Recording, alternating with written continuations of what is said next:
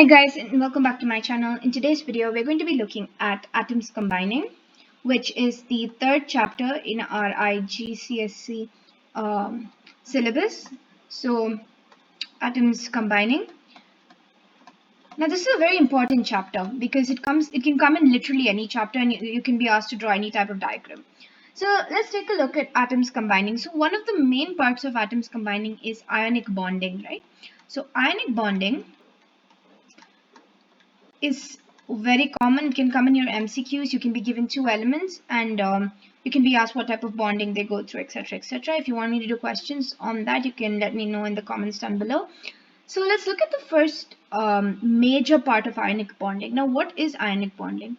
Now, ionic bonding takes place between a metal and non-metal. So you should remember this. It's very important, right? And you should also remember that metals always lose electrons. Now this is very important because metals always lose electrons is a very important part of it. Literally the whole thing is based off of this concept. So let's get started with a simple question because we always understand how to do things better using a question, right? So I'm going to take the simple example of NaCl, which is called as sodium chloride, or also known as salt, common salt, right? So what we're going to do now, what we're going to do is in ionic bonding, you always draw the outer shell of the atom or the valence shell, right? So I'm going to draw this and then this for Cl. This is for Na and this is for Cl. Now, how many electrons are present in Cl in Na in the outer shell? Well, the answer, since sodium is part of the first group of the periodic table, it has one electron in its outer shell. Cl, on the other hand, is part of the seventh group on the periodic table, which you can check. You will be given the periodic table in your exam. It has 7 outer shell electrons, so let's draw that. Always remember that you have to use two different notations for two different elements. So for Na, I'm using a cross, and for Cl or chlorine, I'm using circles. So 1, 2, 3, 4, 5, 6, and 7. You should also know that the valence shell needs 8 electrons to become stable. Now the whole point of ionic bonding is for these two elements to become stable. Now what happens is, since metals always lose electrons, sodium donates this, it gives its electron to sodium. So let's draw that. Comes like that. Right? Now what happens in this case is, since sodium is losing an electron, it becomes Na plus, and since chlorine is gaining an electron, it becomes Cl minus. So the totally what we can see over here is it forms the compound NaCl, right? So NaCl. This is basically the whole principle of it. Now you can see that the chlorine has 8 electrons, and since sodium has lost one of its electrons, it's now stable because its previous shell has 8 electrons. Moving on. Let's do another compound, right? Let's do one more compound. Let's do MgCl2. Now MgCl2 is what they will ask you in your exams. They'll give you MgCl2. And they'll ask you, how do you get MgCl2? Now what we do first is we draw Mg like that. Mg. The shell, and then for chlorine we draw the shell. Now the valence shell electrons for Mg, there are 2 electrons in its outer shell. So we're going to draw 1x and 1x over here. So I'm representing Mg's electrons with a cross. And for chlorine, we're going to draw 7 as we saw in the previous example. So 1, 2, 3, 4, 5, 6, and 7. Right? So now we can see that the chlorine is unstable, and so is the magnesium. Now what I'm going to do now is magnesium wants to become stable. It wants to lose both of these 2 outer shell electrons. So what it's going to do is it's going to donate one of its electrons over here, and this becomes, now chlorine becomes stable. It has 8, But has magnesium become stable? No, it still has one electron left over here.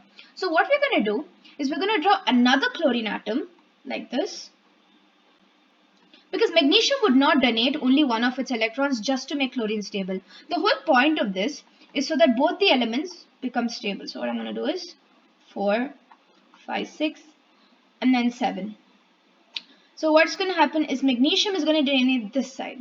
Now what happens in this case, as you can see, is that the magnesium is becoming stable and so is the chlorine. Now even the chlorine has become stable because this now has 8 electrons, and this also has 8 electrons, and this has lost 2 of its electrons. Now what we're going to see over here is magnesium has lost 2 electrons, so it becomes Mg2 plus because it loses 2 electrons. Chlorine has gained an electron, so it becomes Cl minus, Cl minus. Now we have 2 Cl minuses over here, so it will become 2 Cl minus, right? So it's going to become Mg2 plus 2 Cl minus. Now what happens is, what you're going to do is this Cl2 is going to go over here, and hence there's only one over here, as you can see, and this goes over here. So what does the compound become? NgCl2. So that's how you do this type of question. Moving on, let's do one more question. This is even more interesting, so you can try to do it on your own. I'll give you the question. AlCl3. Okay? AlCl3 is the question. Pause the video and try to answer this question. Now what we're going to do is draw an Al atom valence shell and Cl valence shell. As we saw in the previous video, aluminium has aluminium over here, AlCl3, right? So aluminium has 3 electrons on its outer shell. So what we're going to do is we're going to draw 1, 2 and 3. Now here's the tip. Always draw your electrons in pairs, okay, so that your examiner finds it easier to mark it, right? It's easier for them to count so that they don't have any problems correcting your paper. And Cl, as we've been saying all this while, has 7 outer shell electrons. 1, 2, 3, 4, 5, 6 and 7. Now both these atoms want to become stable, am I right? So we're going to go from, let's use green. This goes over here and it becomes X over here. Okay. Let me just one sec. I'm just gonna make this over here because like I told you, it's easier for the examiner to correct if it's in pairs, right? So that's what I'm gonna do. Now what happens now is this chlorine atom has become is stable now, but there's still 2 more left over here. So what we're gonna do, we're gonna go ahead and draw 2 more circles with 7 electrons each. So 1, 2, 3, 4, 5, 6, 7, 1, 2, 3, 4, 5, 6 and 7. So what I'm going to do is, now what's going to happen is this is going to go over here, whoop, and this goes right over here. Now let's draw the crosses. So this goes over here like I showed you, and this goes over here. So now we know that the aluminium has become stable and the chlorine has also become stable. Now the aluminium has lost 3 electrons, so it becomes Al3+. And this over here becomes, this becomes Cl minus, Cl minus and Cl minus. And together it becomes 3 Cl minus, right? So what we're going to do, like I showed you earlier, let me use blue because blue is cool, right? Okay, that was lame. Okay, Al3 plus, and then this becomes 3 Cl minus. So what happens over here? Sorry, there's no space over here, unfortunate. So let's write it up here. So this goes over here. So it becomes AlCl3, and that is your answer, guys. Now I'm going to give you a question. You can do this as a do-it-yourself. So the question is scandium fluoride. Scandium fluoride. So what you're going to do, I'll give you the formula for it. It's going to be SCF3. You can solve this and let me know what answer you get in the comment section down below. Or you can mail me at igcsemaster.learn@gmail.com so that I can correct your paper and send it back to you. If you have any requests on what I should do in my next video, please mention that in the comment section below. Subscribe to my channel and like the video. See you later. Bye bye.